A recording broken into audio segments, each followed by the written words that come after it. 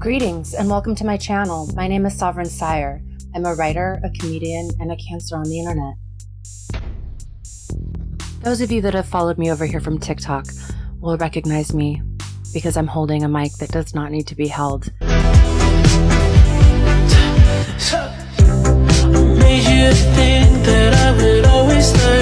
It could be out of screen. I'm not gonna lie, this is gonna be chaotic. Don't see me running around looking for I know where all is. Thank you very much. I had been reluctant to start a vlog because I felt like I didn't have anything to say, but then I saw that that wasn't really stopping anyone else. But I've gotten to the point, you should know this too. Let me in the game, coach. Let me in the game. I have decided to leave the Democratic Party, which would seem kind of weird because I never joined it in the first place. But, you know, it's kind of like a self-identification thing. And I'd always associated with it being a Democrat, being a leftist, being a liberal. And then I found out that those were three completely different things. And I would investigate what they were so I could more precisely define myself, but I'm not going to. I have Native American in me, okay? I probably got half a pint. Okay, I probably got half a pint. I probably got 6 teaspoons of Chippewa or something. Daddy's got it in him. I can feel it sometimes in the middle of the night. You know, I'll hear something outside. I'll hear something about 40 paces away. Because we both know what I mean. I want everything to be more gay. Name one thing you like about men. We're not gay. Everything to be gay, and I want it to be free. That is what I believe in. Anyway, so I know saying I'm leaving the Democratic Party, I'm leaving the left, is kind of like announcing that I'm leaving a party that I was never invited to in the first place, but I want to assure people this does not mean I'm going to become a Republican or a conservative. I still get laid. Yeah. I'm not going to become a heterodork. I'm not going to become a libertarian. I am over the age of 12. Percocet, you want one? No. Oh, you don't do perk? No, I don't personally. No. I am, however, going to try to be nonpartisan for like a few weeks. It's kind of like when you come upon a tragedy unfolding and people are running around in distress, they need help. And so you pull out your phone and you start filming because you're an ally. You support their need to get help. You're here to document that journey for them, and good on you for that.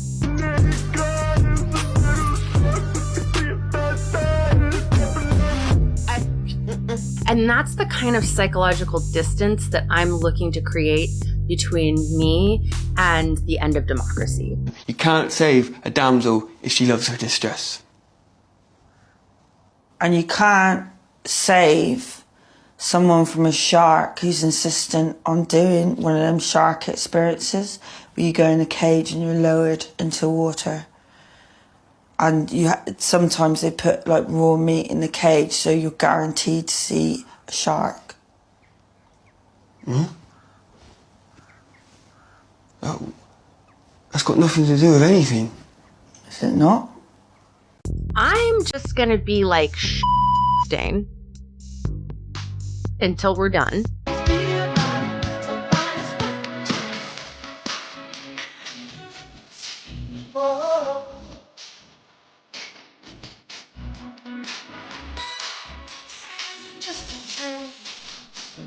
I feel really bad for the people that are going to be impacted by what's coming, but it's not going to be me because I'm holding a phone.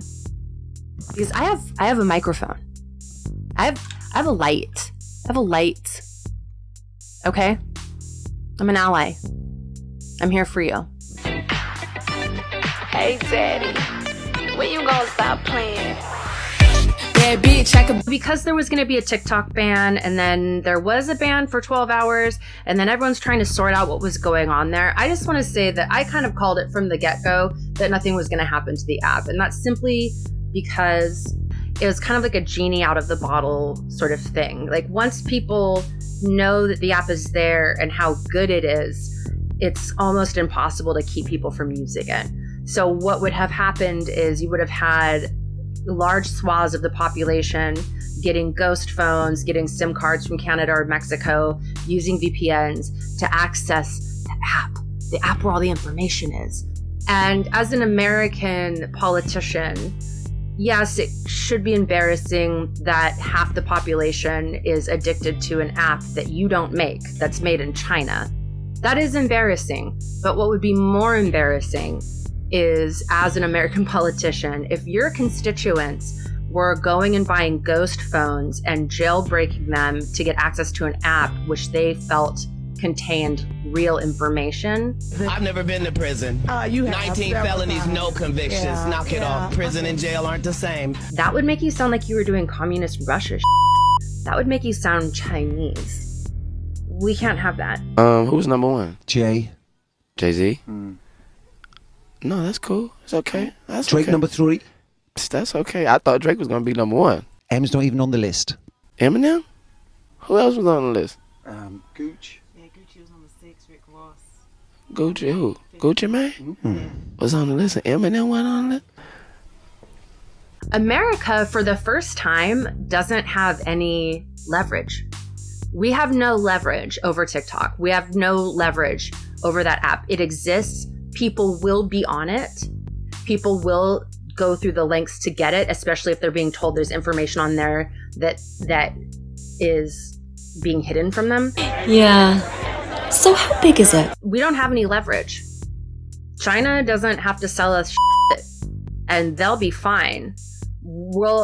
Our constituents are the ones that are going to be breaking the law to get access to their precious tiki-taki. Questions for Americans. So if you aren't American, you can just keep on scrolling. Question 1. Is it as it looks right now? Because it looks really from here. Okay, so this really started 6 years ago. I met this guy off Twitter and we were texting and then we started hanging out. We got along really well. I thought we were dating and stuff. And then one time after we got done hooking up, he was like, oh, by the way, I started seeing, I'm really never talking to him again. But then we were still sleeping together all the time. I started dating this woman and we were together for 3 years with him all the time, but we were in an open relationship. So it wasn't cheating because like she was sleeping with other people too. So then like the relationship with the woman like falls apart, the professor's gone, whatever. Oh, and like she was like a soulmate and everything. And I was like, well, let me see if that's really true. So then I texted him to see if he'll still sleep with me again. And I'm like, of course he like that. But then like 2 weeks later, I let him violate that boundary anyway. And with the guy that only other person that made this guy insecure, I was like totally about it, sexting and all this kind of stuff and like having a friendship. But then it turns out that he has a girlfriend too. I'm like, boy, but we're still sexting and everything. As far as America, it's like now I just feel like the chaos on the outside matches the chaos that's on the inside of me. So really what I feel right now is just a sense of balance. Don't get me wrong, I love my tiki-taki. I love my TikTok. I knew it wasn't going anywhere because it's too good. It's too good and too many people use it. It's like trying to ban pornography. It's never gonna happen. You can put hella restrictions on it. You can make it more difficult to access, but people are still going to seek it out and they're still going to use it. You got your goals written down. You got your 22 push-ups and your is harder than a fucking missile. You understand me? The world, what they're telling you.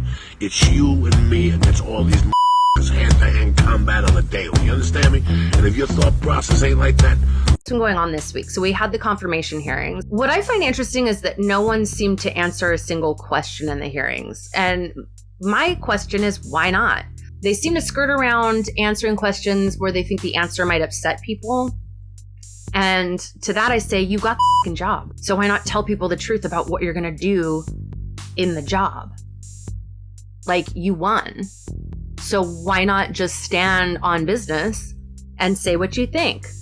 So Pam Bondi kept going on and on about how she had never listened to the phone call between Donald Trump and a Georgia election official where he asked the election official to find 11,000 more votes and change the outcome of the election. And she was like, no, I've never heard that. Ma'am, you're applying to be the prosecutor of the United States and you didn't listen to a crucial piece of evidence. Like, that made me more nervous than if she had just said, I believe the election was stolen and I will use my position in the Department of Justice to bring to heel the people that perpetrated this great fraud against the American people. Like, I don't believe her, but I would be like, oh, she's good at her job. Like, she knows what she's doing and she has a mission. And I like a goal-oriented queen. Here, that's crazy. And they say there's no such thing as white culture. Then you had Pete Hegseth, and I just want to say, I can't believe I'm the one saying this, but we need to bring slut shaming back. He is hot. He is tattooed. He is a fall down drunk. He is a messy slut. He is potentially a criminal. These are all green flags. All he had to do was say nothing, honestly. And I would have been fine with it. I would have been totally okay with it. It's the fact that he kept talking about like being a child of God and being saved. And then I'm just like, whoa. At first I thought you were with the Now you sound like a nerd. Because I can fetishize a conservative. Like I can fetishize like a like conservative, but like I've been saved and I'm redeemed. Like, ew. Brother, ew. No. No, but it's not funny. At the end of the day, is it? It's serious. And my theory is that people that are raised as conservative Christians are actually being raised to be better at cognitive dissonance and to be better at lying. As William S. Burroughs once said,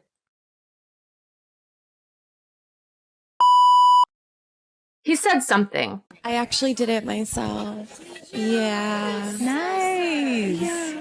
Just say it. We already know what you're gonna do, so just say what you're gonna do. Because then at least I could respect you. Like, I don't respect you because you have these beliefs and you're too much of a coward. Even when you're in a warm room and you already have the job, you're too much of a coward to say what you're really going to do. And that's because you know what you're going to do is not moral, is not ethical, is not right. And that's my whole thing with Republicans in general, why I would never be a Republican, because they have to constantly lie about what their agenda is to get people to go along with it. Which means that your agenda is not in the best interest of people. Drop the rubber, who this for? Zoom so we around every time. Who this? This seems really basic to me, and somehow half of my fellow Americans are into this. So yeah, America has no leverage over China or ByteDance. They could easily lose their American audience and it would cost them nothing, but it'll cost American politicians everything. I don't get jealous, but who the was that? Because like I said, when you've got all the youth downloading a secret application because they think that's where the truth is hidden, that's a problem. Now here's the thing. A lot of the theories around like, why is this happening? They're doing it because leftists have found a home here and we're able to talk and communicate and signal boost each other. Baby, go start a new TikTok account and start by following Donald John Trump. And see how long it takes you before it seems like the entirety of the TikTok app is right-wing propaganda. We are all on TikTok and we all think that it is the place where we are able to organize and amplify our voices. Baby, that's everybody. That's everybody. Players all the time. I was pissed. You have Mark Zuckerberg going on the Joe Rogan show and talking about how there needs to be more masculinity brought back into the office. And I just want to say that nowhere in the history of the world has anyone ever walked into a room and said, I wish there were more men here. It's never happened. Nary once. In point of fact, women tend to be better at sales because men and women would both prefer to talk to a woman across pretty much every context and every circumstance.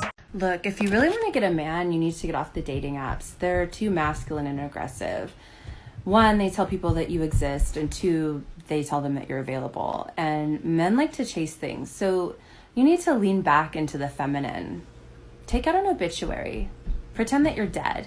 Elon Musk sounds like something a frat guy sprays on his balls before he runs a train on an unconscious person at his house. Then you had a bunch of Americans flooding to Xiaohongshu to get their fix, their tiki-taki fix. And all the Americans were like, it's so nice over there. Everyone's so nice. And I was like, yeah, because we're not there. Give it time.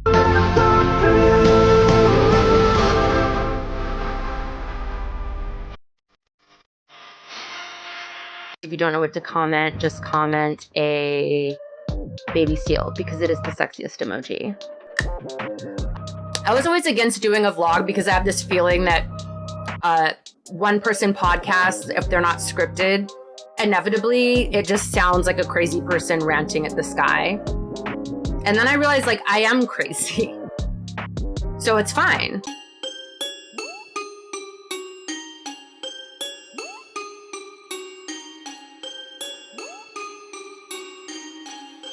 I'ma show you how to make a pound